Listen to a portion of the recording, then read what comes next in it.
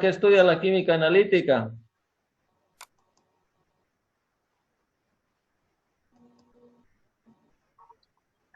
Ojo que no estoy hablando de la cualitativa todavía, ¿no? Química analítica solamente.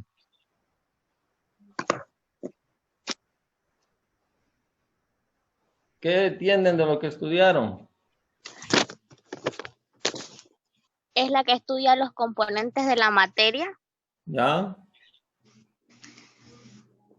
Ya sea elemental, compuesta, simple o compleja. ¿Ya? ¿Qué parámetros toma en cuenta el análisis? Básicamente tenemos 3.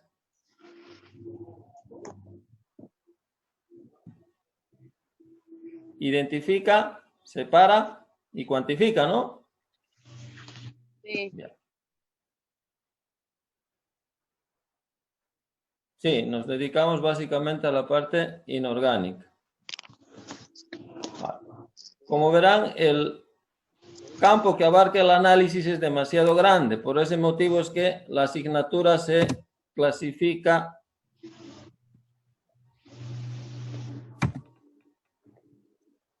¿en qué se clasifica?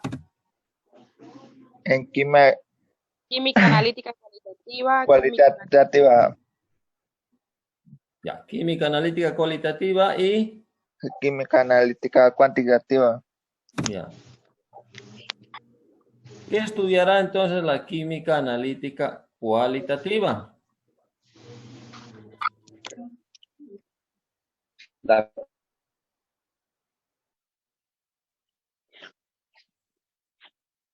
Ya.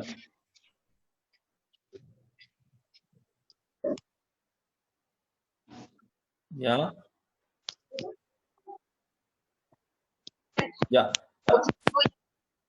Ya, entonces la química analítica solo llega a identificar y separar los constituyentes.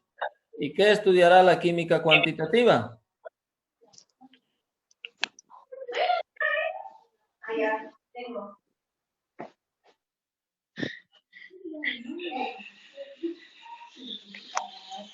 ¿Qué dicen? ¿Qué estudiará la química cuantitativa? cuantifica los constituyentes de la materia. Ya, cuantifica, ¿no es cierto? Dijimos que la química analítica como tal identifica, separa y cuantifica. Entonces, la química analítica cualitativa solo identifica y separa. En cambio, la química analítica cuantitativa cuantifica. Nosotros en este semestre vamos a estudiar solo química analítica cualitativa, que es identificar y separar los constituyentes. Solo nos centramos en eso. El siguiente semestre nos vamos a dedicar exclusivamente a cuantificar. Es la materia correlativa que vamos a llevar en cuarto semestre. Sí.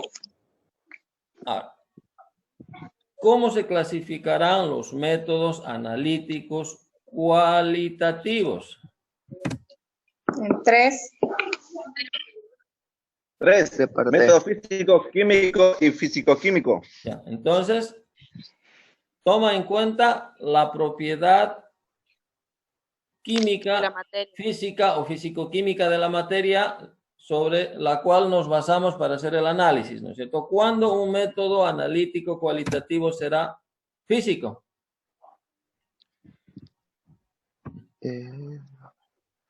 ¿Cuándo el método analítico cualitativo se llama físico? Cuando se realiza el análisis de la autora. Ya. ¿Es su propiedad física de cada sustancia? Ya, entonces nosotros identificamos y separamos los constituyentes de la materia aprovechando las propiedades físicas. En ese caso tenemos los métodos físicos. Físicos, sí. Luego me decían los métodos químicos, cuando aprovechamos las propiedades químicas de la materia. Y por último, los métodos físico-químicos, cuando aprovechamos tanto propiedades físicas como propiedades químicas. Vayamos desarrollando uno a uno con algunos ejemplos. Vamos con los métodos físicos. Me habían dicho ustedes que son aquellos métodos que aprovechan las propiedades físicas de la materia. ¿Qué propiedades físicas de la materia podemos mencionar? A ver. Cambio de estado. Punto de ebullición, congelación. Ya, puntos críticos, diríamos. Punto de ebullición, punto de congelación. ¿Qué más? Cambio de estados, Cambios de Densidad. estado. ¿Qué más? Punto de función. tensión superficial, índice de refracción. Ya, miren, ahí les pongo un ejemplo. Si yo tengo una mezcla de estos tres líquidos miscibles entre sí, ¿qué significa miscible? Que se pueden mezclar, Ya, que se pueden pueden mezclar. mezclar. Miren, tenemos aquí nosotros metanol, Metanol. etanol, propanol. Sí. Como son miscibles entre sí, significa que si yo tengo en un frasco no voy a poder ver cuál es el metanol, cuál es el etanol, cuál es el propanol, ¿no es cierto? ¿Será Sí. que aprovechando el punto de ebullición yo puedo separar e identificar estos componentes? ¿Sí? Sí, se puede. ¿Cómo haríamos? A ver, ya en orgánica ustedes han llevado esto. ¿Cómo yo puedo separar el metanol del etanol y del propanol a su vez de una mezcla aprovechando justamente los diferentes puntos de ebullición que tenemos ahí? Mire, el metanol dice 64 grados Celsius, el etanol 78 grados Celsius y el propanol 97 grados Celsius.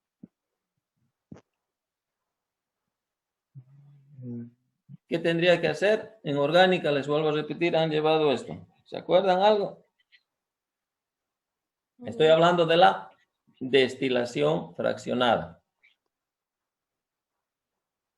Es decir, nosotros agarramos un matraz de destilación, ponemos la mezcla, conectamos a un refrigerante, ponemos el mechero, calentamos. Lógicamente, en el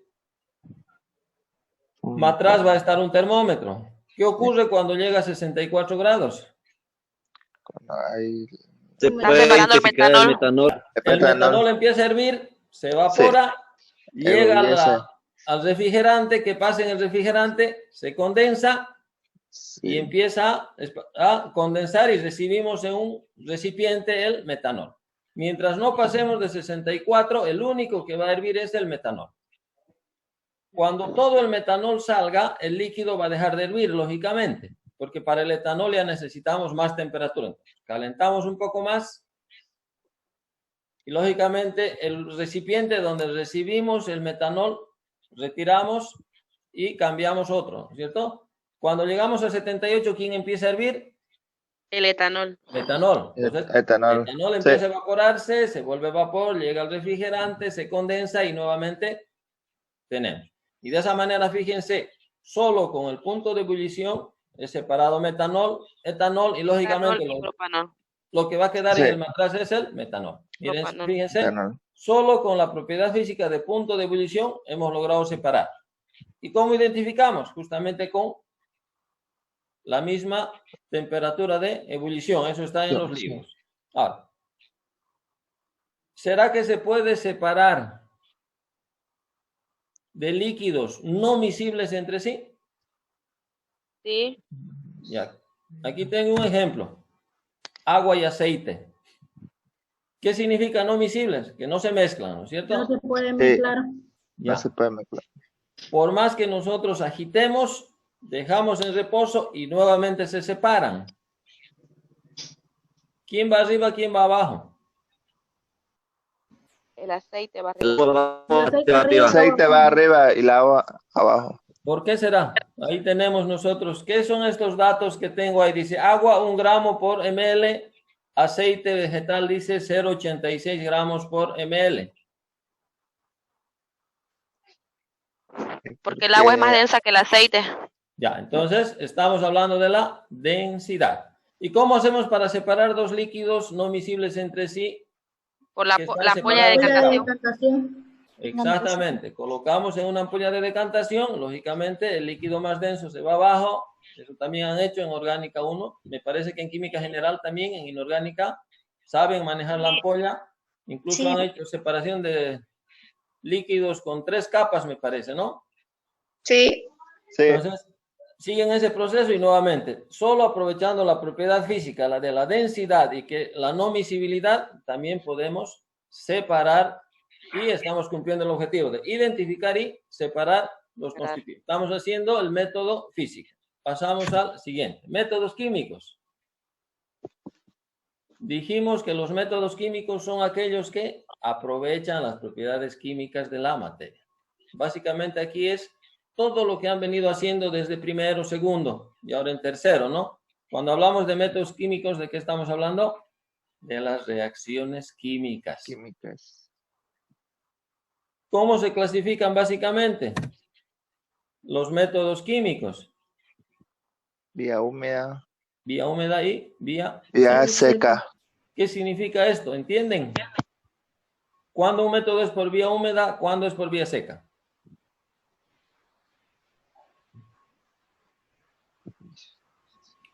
Cuando dicen? hay disolventes, ¿Ya? ¿Cuándo es cuando hay disolventes húmeda seca? seca. No, No, es húmeda. húmeda, ¿cierto? Vía seca es cuando hay Ausencia de ausencia de Ausencia de disolución. O sea, no estoy diciendo que exclusivamente esté en estado sólido, ¿no? Vamos a explicar más adelante eso. En cambio, vía húmeda, cuando los constituyentes están en solución. No confundamos, muchos me dicen, vía húmeda es en estado líquido, vía seca es en estado sólido. No. El método por vía seca en algún momento pasa por el estado líquido, pero de partida están en estado sólido. En cambio, vía húmeda, de partida estamos en estado líquido, lógicamente, pero principalmente estamos en solución. A ver, vamos desarrollando. Los métodos por vía seca son conocidos también como métodos térmicos. ¿Qué entienden con esa palabra de térmico? Caliente. Caliente.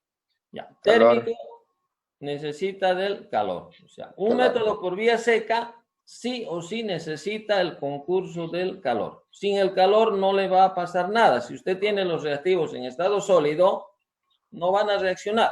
Si calentamos, sí.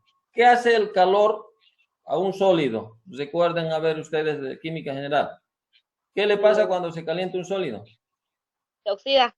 Algunos reactivos cambian de color o a otros desprenden unos olores medio feos. No, pero básicamente, ¿qué le pasa a un líquido si lo caliento? Hay un Antes de desprendimiento. las reacciones. Se evapora. Hay una. Evapora. Se vuelve líquido. Ya. Lo principal, la gran mayoría funden, ¿no es cierto? Se vuelven líquidos. Unos cuantos subliman, lógicamente. Entonces, por eso les decía hace un momento, un método por vía seca en algún momento pasa por vía, perdón, por estado líquido. Entonces, ¿qué hace el calor? Funde, se podría decir, los constituyentes y hace que reaccionen. Entonces, para que reaccionen los reactantes por vía seca, tienen que pasar al estado líquido, porque ustedes saben que en el estado líquido hay movilidad de los átomos y solo así vamos a poder hacer que reaccione. Ya entonces no se olviden, vía seca sí o sí necesita el concurso del calor. Sin el calor no se produce. En cambio, vía húmeda se puede utilizar el calor, pero en este caso, ¿para qué? Solo para acelerar. Vía húmeda se puede realizar sin calor. Va a tardar un poquito más, lógicamente, pero se realiza. En cambio, vía seca sin calor no existe. Por eso les decía, vía seca o método térmico. Ahí está. Ejemplos de métodos térmicos. Tenemos los ensayos preliminares. Es un tema aparte que vamos a avanzar cuando nos toque.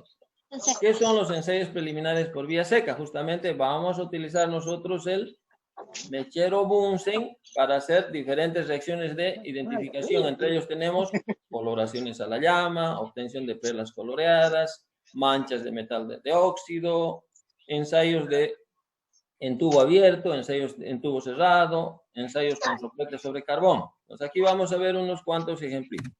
Bien, coloraciones a la llama. Rapidito, ¿en qué consiste? Aquí parece, van a ver cuando nos toque el tema en laboratorio, es bastante bonito este tema. ¿Por qué situación? Porque muchos me dicen hacemos magia. Usted enciende el mechero, encima deja caer una muestra que tenga sodio y la llama se va a colorear de amarillo. Si la llama se colorea de violeta, es potasio. Si la llama se colorea de verde, podría ser boro, podría ser bario. Si se colorea de rojo, puede ser estroncio o puede ser litio. Y así, si fuera calcio, por ejemplo, la llama se va a colorear de anaranjado. Eso lo vamos a ver en el laboratorio. Esos son los ensayos de coloración a la llama. No necesitamos que estén en solución. Siguiente. Obtención de perlas coloreadas. Nuevamente utilizamos el mechero Bunsen, en la cual se conocen dos tipos de llama, una de oxidación y una de reducción. Eso también lo vamos a estudiar con el tema en particular. Hoy día no es el tema. ¿En qué consiste esto? Mire, vamos a obtener una perlita con un asa de platino y vamos a llevar a la muestra y a la llama. Si la muestra tiene manganeso y yo llevo a la llama de oxidación, la perlita que les digo se va a volver violeta. O sea, la llama de oxidación generalmente es en la punta de la llama. Si la llama introduzco al medio o un poquito más abajo, que es la llama de reducción, ¿qué va a hacer? El manganeso se va a reducir. Ustedes ya han hecho redox en inorgánica, si recuerdan. El manganeso más 7 es violeta, ¿no es cierto? ¿Se acuerdan? Sí. Sí, sí, sí. Le pusieron en laboratorio, lógicamente, agua oxigenada y ácido y se volvió incoloro. Es lo que ocurre aquí en la llama. Miren, en la llama de oxidación el manganeso se va a 7 violeta. Llevamos a la llama de reducción, se pone incoloro o rosado. Lo mismo ocurre con el cobre. Si le llevo a la llama de oxidación es celeste. Ustedes conocen el sulfato cúprico, ¿no es cierto? La solución celeste. Y en orgánica, si recuerdan, cuando han hecho el reactivo de Fehling, han obtenido un color pardo rojizo. ¿Por qué era? Porque el cobre se reduce. Entonces, esos son algunos ejemplos de métodos analíticos cualitativos químicos por vía seca. Ahora, vamos a vía húmeda. ¿Cómo dijimos que cuando se producía un método por vía húmeda? Cuando los reactantes están en solución. Les vuelvo a repetir. Si yo caliento aquí, no se va a convertir en vía seca. El calor, ustedes saben, han visto velocidad de reacciones, han llevado en química general, me parece. ¿Qué hace el calor? Acelera los procesos. Pues lo único que va a hacer en vía húmeda si nosotros calentamos es que se acelere. Pero si no calentamos, no hay problema, la reacción se va a seguir produciendo. Y cuando hablamos de vía húmeda, estamos hablando de las reacciones, que ustedes han venido haciendo. Reacciones de precipitación, complejación, es aquí hay un pequeño error de taipeo. Si tienen las hojitas a mano van a ver, es precipitación, complejación, óxido-reducción. ¿Qué es una reacción de precipitación? ¿Se acuerdan?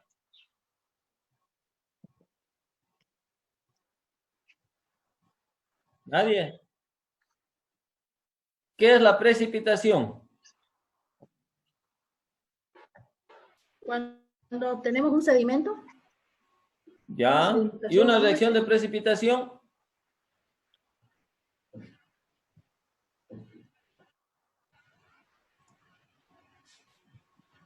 ¿Qué será una reacción de precipitación?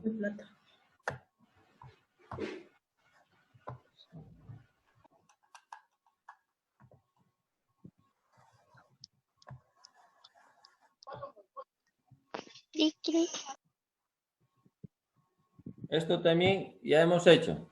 Bueno, ya han hecho ustedes.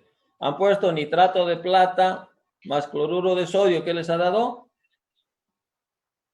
¿Se acuerdan? ¿No se acuerdan? Ahí está. No. Plata más cloruro me da cloruro de plata, que es un precipitado blanco. Y de esa manera yo estoy identificando la plata gracias a la propiedad que tiene de reaccionar con el cloruro y darme cloruro de plata blanco.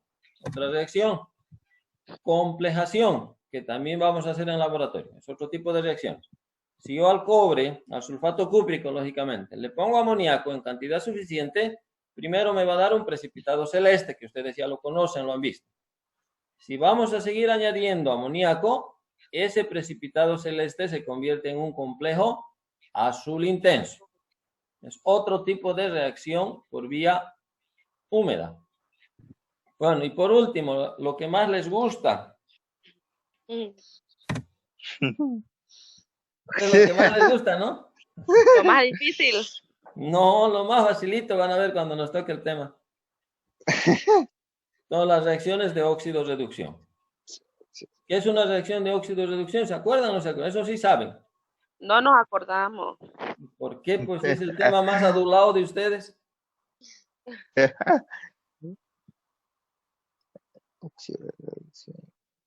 ¿Qué es una reacción de óxido-reducción? A ver.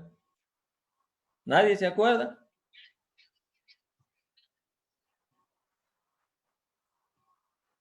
Ya entonces son procesos simultáneos en el transcurso de los cuales una sustancia se oxida y una sustancia se reduce. Esta es la reacción clásica que han hecho en laboratorio. Permanganato de potasio, que es violeta intenso, le han puesto gotas de ácido clorhídrico, le han puesto gotas de agua oxigenada. ¿Qué ha pasado? El violeta desapareció en el tubo como con magia. Ustedes agitan un poquito y se vuelve incoloro, ¿no es cierto? ¿Por qué? Sí. Porque el manganeso, que está aquí con 7, pasa a manganeso más 2, entonces de violeta pasa a incoloro. Entonces aquí hay una reducción, el manganeso pasa de más 7 a más 2. Me decían en el proceso, uno se oxida, otro se reduce. ¿Quién se está oxidando? El grupo peróxido. De menos 1 está pasando a 0. Entonces ahí está la reacción. Lógicamente, si hay ácido clorhídrico, van a salir cloruro de potasio, cloruro manganoso y oxígeno y agua, ¿no? Esas son las reacciones características. Esos son los métodos químicos por vía húmeda. Entonces, fíjense, yo quiero identificar manganeso, por ejemplo. ¿Cómo lo identifico? Por sus propiedades oxidantes. Inmediatamente, por manganato le pongo agua oxigenada, le pongo ácido clorhídrico. Si se decolora, es un oxidante fuerte. Es una reacción de identificación. Para separar lo propio, hay reacciones de óxido-reducción que nos pueden permitir la separación. Uno se oxida, otro se reduce, e inmediatamente separamos. Entonces, en eso consisten los métodos químicos por vía húmeda. Son los que habitualmente hemos venido haciendo en laboratorio, todos los ensayos en laboratorio en tubos de ensayo. ¿Ya? Y los métodos físico-químicos o instrumentales. Los métodos físico-químicos, ¿cuáles serán entonces? Por definición, lógica, a ver, sáqueme. ¿Cuándo un método analítico cualitativo es conocido como físico-químico? Si dijimos que los métodos físicos aprovechan las propiedades físicas, los métodos químicos aprovechan las propiedades químicas. ¿Y qué serán los métodos físico-químicos? Las dos Propiedades físicas y químicas. Ya, aprovechan tanto las propiedades físicas como las propiedades químicas. Lógicamente no las aprovechan al mismo tiempo. Primero será una propiedad física, luego la química. O viceversa, primero hacen la química, luego la física. ¿Y por qué se llamará instrumental? ¿Por qué creen? Porque necesitamos... ¿Por qué creen que se llama instrumental?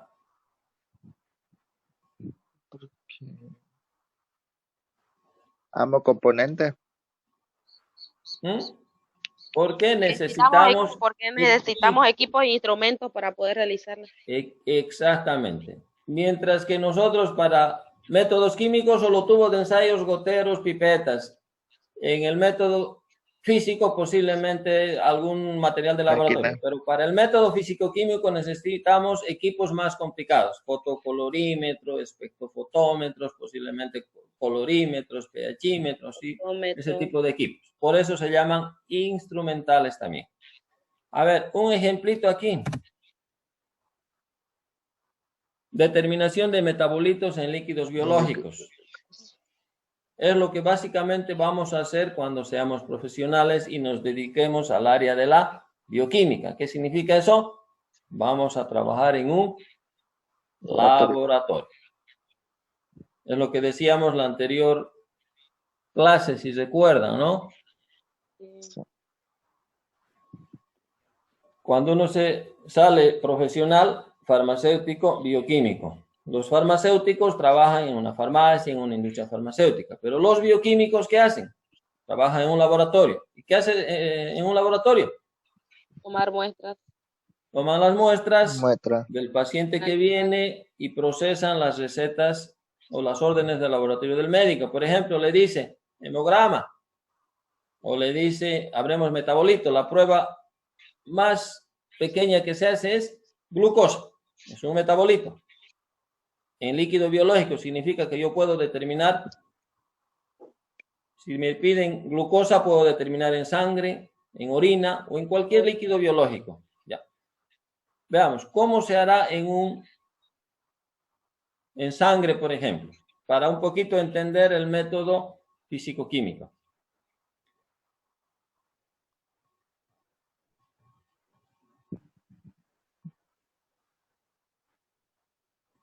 Ya. Entonces, básicamente, a ver, miren, metabolitos, glucosa, urea, creatinina. Vamos con glucosa, nos quedan 10 minutos, dice. ¿Cómo se hace la prueba? Usted va al laboratorio, le dice, venga mañana en ayunas. Va en la mañana en ayunas, le sacan sangre. ¿Qué hacen con esa sangre? El laboratorista anota datos, todo, y cuando empieza a procesar, ¿qué va a hacer? Lo primero es separar la parte sólida de la parte líquida, es decir, si tiene anticoagulante, ¿qué va a obtener? Plasma, ¿no es cierto? Plasma. Y si no tiene anticoagulante, suero. El suero. Sí. ¿Cómo va a separar eso? ¿A través de qué operación? Centrifugación. ¿Perdón? Centrifugación. Centrifugación. Llevan a la centrífuga, hacen centrifugar, retiran y ahí tienen. Todos los glóbulos se van al fondo y encima queda el plasma o el suero. Separan y trabajamos ¿con quién? Con el suero o el plasma, dependiendo si es con o sin anticoagulante. En pequeñas palabras sencillas, ¿cómo se hace la determinación de glucosa? Se agarra una gota o 2 gotas de acuerdo a la técnica. Normalmente dice 20 microlitros de suero en un tubo de ensayo. Le ponen los 20 microlitros. A continuación dice 2 mililitros de reactivo de trabajo. Son reactivos especiales que vienen. Ustedes ponen encima del suero los 2 mililitros. Agitan y llevan a baño María. A 37 grados. 10 minutos. ¿Qué va a ocurrir en esos 10 minutos? Una reacción química. ¿Entre quién? La glucosa que tiene su plasma con el reactivo que tiene el reactivo de trabajo. Se va a oxidar, se va a reducir algún proceso. El suero que era de color cremita o amarillo bajito, gracias a la reacción química se va a tornar rosado. Ahí es la primera parte. Está utilizando métodos químicos, reaccionando la glucosa con ese reactivo. A continuación, ¿qué hacen con esa solución coloreada de rosado? Llevan al espectrofotómetro, que es el otro instrumento que vamos a utilizar. ¿Y qué es el espectrofotómetro? ¿Conocen? ¿Han escuchado hablar? No. Nada. Bueno, el espectrofotómetro es un equipo que No, doctor. lanza un haz de luz a través de soluciones coloreadas. Entonces, si usted le va a poner el tubo de ensayo ya, con el suero y el reactivo que han hecho en el baño María, les decía, se ha vuelto rosado. Entonces, en el equipo, a través de ese tubo de ensayo va a pasar un haz de luz. Dependiendo de la concentración de la glucosa va a ser el color. Si tiene harta azúcar, harta glucosa, el tubo es más rosado. Menos rosado, menos glucosa. ¿Y cómo vamos a medir eso? A través del haz de luz. Si tiene más glucosa, ¿qué va a pasar? Va a absorber más luz y va a dejar pasar poca luz. Tiene menos glucosa. Ahora, la intensidad de luz que deja pasar la solución coloreada va a medir el equipo. Y en base a eso es que vamos a determinar cuánto de glucosa tiene el paciente. Entonces, la primera parte les decía, suero más el reactivo de trabajo, 10 minutos en el baño María, la propiedad química, reacciones químicas. La segunda, el método, la parte física, ¿dónde está? Esa propiedad que tienen las soluciones coloreadas de absorber y emitir. De esa manera tenemos los métodos físicos. ¿Quién está haciendo bulla? Ya pues, silencio, compañero. No Eso se escucha el serían doctor. los métodos físico-químicos. A ver, ¿alguna pregunta que tengan? Ahí termina el tema. ¿Qué dicen?